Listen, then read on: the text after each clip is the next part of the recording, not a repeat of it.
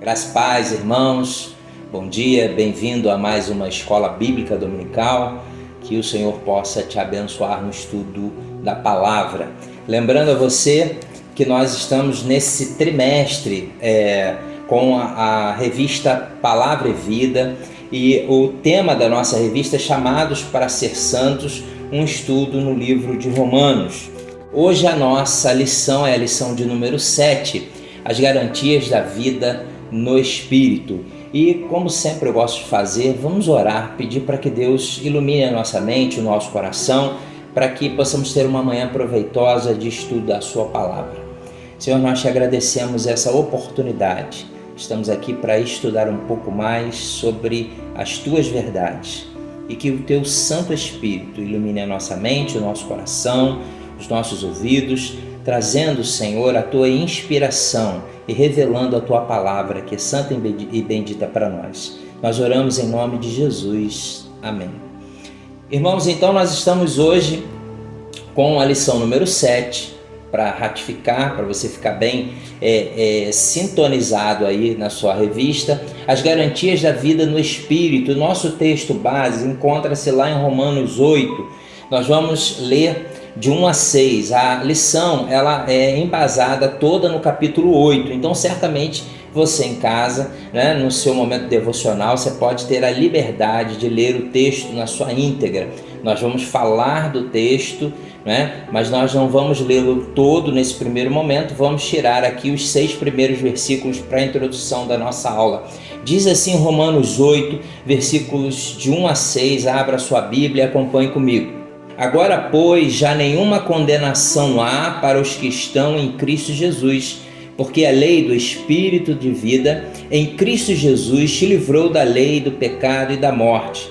Porquanto o que for impossível à lei, no que estava enferma pela carne, isso fez Deus, enviando o seu próprio Filho em semelhança de carne pecaminosa e no tocante ao pecado, e com efeito condenou Deus na carne o pecado, a fim de que o preceito da lei se cumprisse em nós, que não andamos segundo a carne, mas segundo o Espírito. Porque os que se inclinam para a carne cogitam das coisas da carne, mas os que se inclinam para o Espírito, das coisas do Espírito. Porque o pendor da carne dá para a morte, mas o Espírito para a vida e paz. Então, o objetivo dessa lição, nós entendermos, estudarmos um pouco dessas garantias a respeito do novo nascimento, daqueles que são nascidos em Cristo e que têm essa vida e essa garantia. Irmãos, temos que lembrar que o capítulo 8 de Romanos vai nos lembrar que nós não somos mais devedores à lei. Como nós estamos estudando o livro de Romanos, na aula passada a professora Ana abordou muito bem as questões da lei, E há um forte contraste entre o capítulo 7 e o capítulo 8 de Romanos. No capítulo 7, o eu ele está no centro do capítulo. E quando o eu está no centro, o resultado é morte. No capítulo 8, nós vamos ter uma outra perspectiva, que é o Espírito Santo que está no centro. E qual é o resultado que Paulo nos expõe nesse capítulo precioso? Quando o Espírito Santo está no centro, ali há vida. John Stott faz uma comparação dessa dualidade entre o capítulo 7 e o capítulo 8, dizendo o seguinte: o capítulo 7 é a fragilidade da lei, em contrapartida, o capítulo 8 ele é o poder do Espírito Santo nos dando vida, A lei, ela vai encaminhar para a morte, porém o Espírito Santo ele é um Espírito Santo para a vida. Uma outra questão que Paulo também aponta no capítulo 8 é a fragilidade da carne, ou seja, quando Paulo fala desta carne, ele está falando da nossa natureza humana em fraqueza por conta do pecado. Em contrapartida, um espírito, que é o Espírito Santo, que nos leva a uma vida e uma vida plena. Nós estamos então permeando, entendendo como é a vida do cristão, cheia do Espírito ou permeada pelo Espírito, guiada pelo Espírito. Romanos 8,14, que é o texto atual que nós estamos abordando nessa manhã, diz assim: pois todos os que são guiados pelo Espírito de Deus são filhos de Deus. Olha, todos os que são guiados, guarde essa palavra para que possamos aprender um pouco mais desse texto. Então, todos os que são guiados pelo Espírito, esses são filhos de Deus, né? João 3, versículo 8, ele vai nos dizer o seguinte: o vento assopra onde quer e ouves a sua voz, mas não sabe de onde vem nem para onde vai. Assim é todo aquele que é nascido do Espírito. Efésios 5,18 vai nos dizer o seguinte: não vos embriagueis com vinho em que há contendas, mas enchei-vos do Espírito. Então, dentro desse contexto, né, a minha pergunta para nós pensarmos nessa manhã: o que seria sermos guiados pelo Espírito, sermos cheios do Espírito? Como é que nós poderíamos apresentar isso, uma vez que a vida do novo cristão precisa ter a presença do Espírito Santo e sermos cheios desse Espírito Santo? E como vamos então ser guiados, ser cheios do Espírito? Bem, eu quero tentar trazer aqui uma definição a respeito de como o cristão pode ser cheio e de que representatividade isso ele tem. Muito bem, nós costumamos usar a ilustração de que para estarmos cheios, nós usamos o exemplo de um copo, né? Nós colocamos ele até a margem, né? com um líquido, que geralmente é água, e nós, a partir desse limite, nós entendemos que qualquer coisa que tente entrar no copo, ele vai transbordar. E aí nós usamos esse exemplo para dizer que, então, estar cheio do Espírito é estar transbordante. Eu gostaria de avançar um pouco mais e entender a respeito de que estar cheio do Espírito Santo é muito mais até do que transbordar. Bem, como é que eram as embarcações nos dias de Jesus, né? Naqueles dias nós não tínhamos barco a motor, né? Nós não tínhamos nenhum motor a combustão que pudesse levar as embarcações. Numa pequena embarcação você faz o trabalho de remo, mas numa grande embarcação, como é que era feito o impulsionamento desse navio, dessa embarcação? Eram feitos através de velas, né? Eram grandes tecidos hasteados, onde o vento enchia aquelas velas, né? E impulsionava o navio para o destino ao qual ele seria lançado. Então, estar cheio do Espírito, ter uma vida cheia do Espírito, eu entendo que esta ideia é uma ideia de ser tomado como um todo, ser inflado, ser controlado, guiado, levado, soprado pelo Espírito Santo. Então, quando o vento infla a vela de um navio, como é o caso do nosso exemplo, o conduz para onde quer. Assim deve ser a vida daqueles que nasceram de novo. A nossa alma tem que ser uma vela plena, à disposição do Espírito, para que sejamos cheios e que Ele nos leve para onde Ele bem entender. Então, estar cheios do Espírito é nós estarmos inflados, levados pelo Espírito para onde o nosso Senhor então desejar. Nós estamos aqui falando então das garantias da vida no Espírito. E o que o Romanos 8 pode nos apontar a respeito dessas garantias, né? Que garantias nós temos de uma vida no Espírito? Bem, essa garantia certamente só as pode ter aqueles que nasceram de novo, aqueles que de fato são nova criatura, aqueles que de fato foram batizados com o Espírito Santo na sua conversão, no seu novo nascimento. Não é um privilégio de qualquer um, né? Nós temos que entender que a salvação ela é universal, porém ela se torna limitada porque não é embora a salvação seja estendida, os benefícios da salvação são apenas para aqueles que creem, né? Então, se você é um salvo em Cristo, certamente essas garantias as quais nós vamos falar aqui vão abranger a sua vida também. Muito bem, eu quero destacar com você o versículo 1 de Romanos 8, que diz assim, né? Agora, pois, já nenhuma condenação há para os que estão em Cristo Jesus. É interessante essa colocação de Paulo né? Ele faz uma conclusão do que ele vem falando, né? Essa introdução no capítulo 8, agora pois, né? Significa que ele está terminando o assunto anterior e descortinando uma nova ideia. Porém, ele vai nos trazer uma informação muito importante. Para que tenhamos as garantias da vida no Espírito, é necessário estarmos em Cristo. E eu quero chamar a sua atenção para essa expressão em Cristo, porque aqui nos traz uma informação muito importante a respeito da sua vida e da minha vida. Estar em Cristo, a preposição em, que nós encontramos aí, denota o lugar onde se encontra alguém.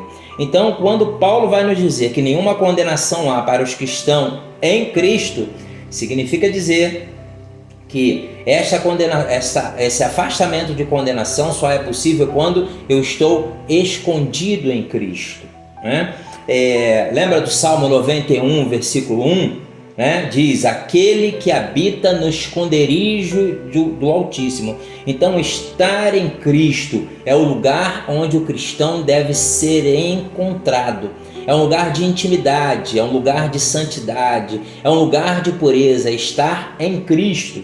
Então, irmãos, quando eu leio, né, uma das garantias dessa vida no Espírito é justamente estar onde Cristo está, né? Eu acho que o cristão ele deve estar tão perto ou andar tão perto de Cristo ao ponto de que as pessoas notem não mais a sua presença, a minha presença, mas que seja vista a presença de Cristo, porque nele deveríamos ou devemos estar escondidos. Então o que o Paulo nos traz aqui, essa bênção de não ter condenação, é uma bênção para aqueles que estão em Cristo, escondidos, contidos na pessoa santa de Cristo. Essa é o primeiro destaque dessa garantia do novo nascimento, né? Essa reaproximação com o nosso Senhor, de podermos estar na presença do nosso Senhor.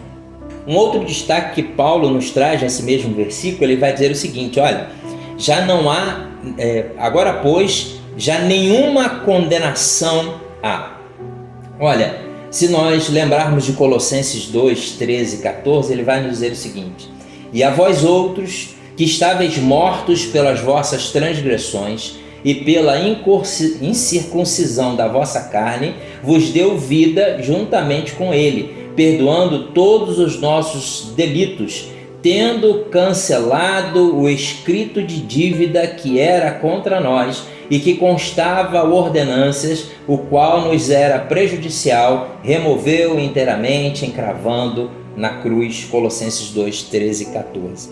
Quando Paulo vai nos dizer que fomos livres de uma condenação, nós não estamos livres de uma condenação qualquer. O que Paulo está nos dizendo lá em Colossenses, que havia uma sentença judicial, e nessa sentença constavam ordenanças. Essa sentença ela era prejudicial, ali havia uma condenação por causa dos nossos delitos e dos nossos pecados. Mas Cristo, pela sua misericórdia, cancelou, rasgou esse escrito de dívida que constava contra nós, né? Encravando-a na cruz, removendo inteiramente a nosso favor. Olha que bênção, que garantia, né? É não termos mais nenhuma condenação. Diante de Cristo, somos tidos como nova criatura, como aqueles aos quais os pecados já não pesam mais sobre os nossos ombros. Essa é a garantia, né? De não termos mais nenhuma condenação, porque estamos em Cristo. Então, irmãos, essa justificação que recebemos pelo sangue de Cristo, essa justificação é um ato legal e forense da parte de Deus, né? A nosso respeito. Em Cristo, toda a penalidade da lei foi cumprida e a justiça foi satisfeita. Por isso que nós estamos falando que o capítulo 8 é o capítulo onde o centro é o Espírito, e onde é o Espírito de Deus, ali a vida em contrapartida, né, em relação ao capítulo 7 que nós estudamos na semana passada. Uma outra garantia, uma outra bênção ao qual eu encontro também, estudando aqui o livro de Romanos, nesse capítulo 8, é que Espírito é vida. A lei do Espírito nos livrou da morte em Cristo. Estamos agora com uma garantia de vida eterna. Além de termos os nossos pecados perdoados, temos uma garantia de vida eterna. Temos uma garantia de que a nossa vida vai perdurar por toda a eternidade, ao lado do Deus que nos salvou, do Deus que nos justificou. Então essa é uma grande bênção, também é uma garantia de que esse Espírito de Deus nos garante também a vida eterna por conta do sacrifício de Cristo na cruz do Calvário. Um outro presente, uma outra garantia que eu também encontro no capítulo 8 é a presença do Espírito Santo. Olha o que diz o versículo 9 do capítulo 8 de Romanos. Vós, porém, não estáis na carne, mas no Espírito, se de fato o Espírito de Deus habita em vós. E se alguém não tem o Espírito de Cristo, esse tal não é dele. Então, uma das garantias aos quais os salvos têm é a presença do Espírito em suas vidas, né? O Espírito Santo, ele habita, ele faz morada em nós. Efésios 1, 13, 14 nos ajuda a entender também um pouco dessa presença da vida, um pouco da presença do Espírito Santo em nossas vidas, né? Então, o Espírito Santo habita em nós, em quem também vós estáis, depois que ouviste a palavra da verdade, o evangelho da vossa salvação, e tendo nele também crido, fostes selados com o Espírito Santo da promessa, o qual é o penhor da nossa herança para a redenção da possessão adquirida, para o louvor da sua glória. É interessante que Paulo, lá em Efésios, ao chamar a nossa atenção para esse penhor da nossa herança, Paulo diz o seguinte: o tema a que Paulo se refere quando ele fala dessa herança vindoura, da qual o Espírito é a garantia de que nós teremos essa herança vindoura, é bastante conhecido. Olha, lembremos o seguinte: a história do Êxodo, na qual Israel escapa da escravidão do Egito e segue em direção à terra prometida. Canaã, à época, era a herança prometida a Israel, o lugar onde eles viveriam como povo de Deus. Como sinal dessa promessa e para conduzi-los, Deus foi com eles pelo caminho, né? Ou seja, uma presença santa guiando e dirigindo o povo. Olha, vamos fazer aqui uma comparação. Assim, quando Paulo fala do Espírito como garantia da nossa herança, o que ele está dizendo, na verdade, é o seguinte: vocês agora são o povo verdadeiro do Êxodo. Vocês foram libertos do império das trevas, do Egito, e estão a caminho, guiados pelo Espírito, rumo à herança de vocês, no novo céu e na nova terra. Olha que garantia esplêndida é a presença do Espírito Santo que nos conduz até chegarmos ao novo céu e uma nova terra. Assim como Deus, nos dias do Êxodo, durante o dia, se manifestava como uma nuvem, aliviando ali talvez os aspectos do calor do sol, e à noite como uma fogueira, como uma presença de um fogo para aquecer, assim também é o Espírito Santo nos conduzindo nesta vida terrena até chegarmos à nova Canaã, aos céus, nos aliviando nos momentos de dificuldade, nos encorajando também nos momentos desafiadores da vida. Então essas são uma das garantias. Nós temos também uma garantia que é muito peculiar, é a garantia da adoção. O Espírito Santo nos dá a garantia de adoção. Romanos 8,15 vai nos dizer o seguinte: porque não recebeste o espírito de escravidão para viverdes outra vez atemorizados, mas recebeste o espírito de adoção, baseado no qual clamamos, Abba, Pai. Não precisamos mais vivermos inseguros e atemorizados pelo medo, pois não recebemos o espírito de escravidão, mas de adoção, baseados no qual nós clamamos Abba Pai. A palavra aqui que indica Abba, indica uma nova relação familiar com todos os direitos, privilégios e responsabilidade. E aqui nós temos a adoção significa ser aceito na família como um filho adulto. Deus escolheu nos amar, nos adotar e nos redimir. É um processo de amor ao qual Ele nos adotou, nos dando o direito de chamá-lo novamente de Pai. Interessante que para nós que somos conhecidos como os gentios, é um grande privilégio recebermos esse poder de chamar o nosso Deus de Pai, algo que era atribuído apenas aos judeus. E isso foi estendido por conta da adoção, e hoje nós podemos ter essa intimidade e chamar Deus como o nosso Pai. Não é? Uma palavra de intimidade. Interessante, né, que até hoje é um termo, né, Abba é um termo utilizado pelas famílias que falam hebraico como uma forma dos filhos se dirigirem ao pai, é uma forma de respeito, de proximidade e de carinho, né? É interessante, irmãos, nós olharmos aqui na nossa revista algumas implicações, algumas importâncias dessa adoção. Esta adoção em Cristo, né, nos dá uma nova condição enquanto criatura. Bem, a pessoa que era adotada nos dias de Cristo, né, perdia os direitos que tinha em sua antiga família e recebia todos os direitos de um filho autêntico na nova família. Olha que bênção, né? Somos recebidos hoje na família de Deus com os nossos direitos garantidos como se filhos sanguíneos fôssemos, né? E também o adotado tornava-se herdeiro das possessões do novo pai, mesmo depois do nascimento dos filhos de sangue. Então nós também somos herdeiros e co-herdeiros com Cristo de todas as coisas outorgadas pelo Pai.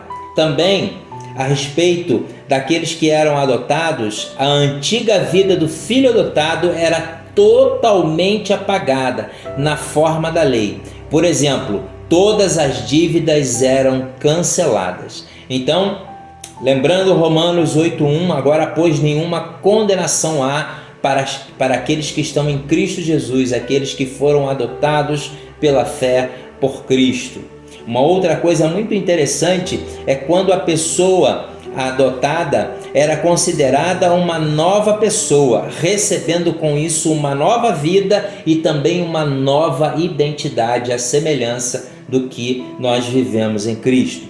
E de acordo com a lei romana, a pessoa adotada era filha de seu novo pai e passava a submeter-se a ele. Ou seja, todos os direitos do filho adotivo era legitimado como se filho legítimo fosse, né? Então, para nós sermos adotados na fé é uma bênção, porque hoje nós podemos nos dirigir a esse Deus maravilhoso, esse Deus de amor e dizer: Abba Pai, com intimidade, com carinho, pertencendo à família de Deus. Uma outra bênção ao qual nós encontramos a respeito de que nós podemos extrair de Romanos 8 é que temos redenção.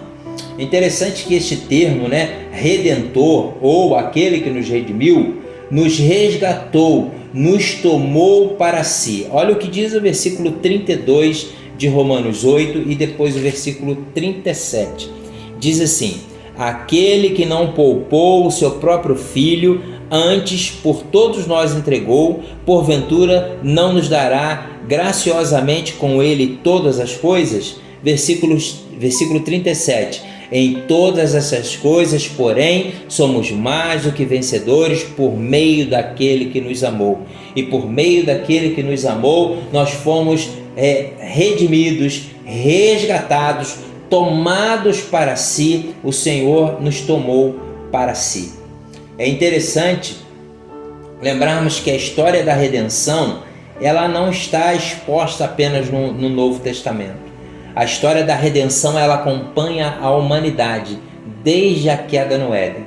Lá em Gênesis 3,15 nós podemos ver o proto-evangelho. Ali o direcionamento, o anúncio de que a redenção acompanharia a humanidade.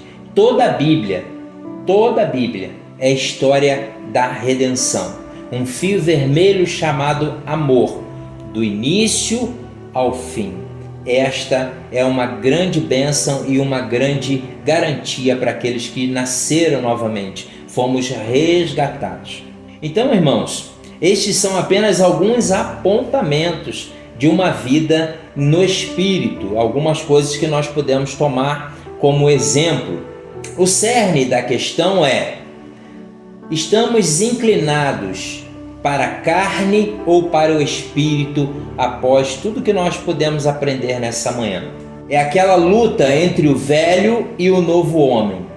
Sérgio Lopes, um cantor e poeta, em uma de suas canções, ele nos diz com clareza: eu luto contra a minha própria alma, a natureza humana que há em mim. Eu quero sepultar o velho homem, andar em comunhão com Cristo, viver, cantar só para Ele, morrer para o mundo e viver para Deus. E quando eu olho para esse trecho deste poema, eu olho para a situação e nós pensamos: que luta! Porque o nosso espírito, ele quer as coisas de Deus, mas a nossa carne, ela quer as coisas do mundo. E como equilibrar, como fazer um equilíbrio de termos uma vida no espírito? Isso me lembrou aqui, para nós finalizarmos, a história dos dois cães. Conta-se uma história que o rei, ele tinha dois cães, um branquinho e um pretinho. E todas as vezes aquele rei anunciava qual dos cães iria ganhar quando eles se colocavam em combate. E um dia ele dizia: olha, é o da cor branca, é o da cor preta, e todas as vezes aquele rei acertava. E um dia o seu filho chegou para ele e disse assim: pai, conte-me o segredo de como o senhor sabe exatamente qual dos dois cães vai ganhar essa guerra, vai ganhar a luta quando eles são dispostos a lutar um contra o outro. E aquele rei sabiamente diz o seguinte: olha, eu sei que é aquele que vai ganhar, porque na semana em que vai haver o combate, aquele ao qual eu desejo que ganhe, eu alimento mais. Então, qual a conclusão que nós chegamos, né? Se eu alimento o meu espírito, certamente ele vai prevalecer sobre a minha carne. Mas se eu alimento a minha carne, ele vai sobrepor, né, o meu espírito. Então nós precisamos entender que aquele ao qual eu alimentar melhor vai se sagrar vencedor sobre a minha vida. E que sejamos prudentes para alimentarmos o nosso espírito com a palavra e oração. E eu gostaria então de puxar aqui a conclusão da nossa revista, dizendo o seguinte: a profunda experiência de filhos que temos Deus não poupou o seu próprio Filho, mas o entregou em nosso favor. Por isso estamos seguros em tudo que Jesus fez por nós, como vimos até aqui. Temos a segurança da nossa salvação, que é fruto da obra de Jesus, nosso intercessor, que nos torna mais do que vencedores por meio do seu amor. Assim, Paulo, nesse capítulo, ensina-nos uma maneira nova de estabelecermos comunhão com a divindade. Não estarmos mais em um tribunal, mas sim à mesa de nosso Pai, em um relacionamento de amor. E nada pode nos separar do amor de Deus que está em Cristo Jesus, nosso Senhor, conforme nos diz também Romanos 8, dos versículos 28 a 39. Então, meu irmão, minha irmã, que Deus nos capacite a caminharmos nessas garantias que nos são dadas pelo Espírito, e que tenhamos o nosso coração voltado ao nosso Deus e que possamos caminhar até aquele grande dia em que teremos a redenção plena na Nova Canaã. Que Deus te abençoe, que Deus te guarde, um feliz domingo, compartilhe esse vídeo, deixe lá o seu like, né? Aproveite, né, para evangelizar através dos vídeos da PIB Teresópolis. Um forte abraço, obrigado pela sua atenção.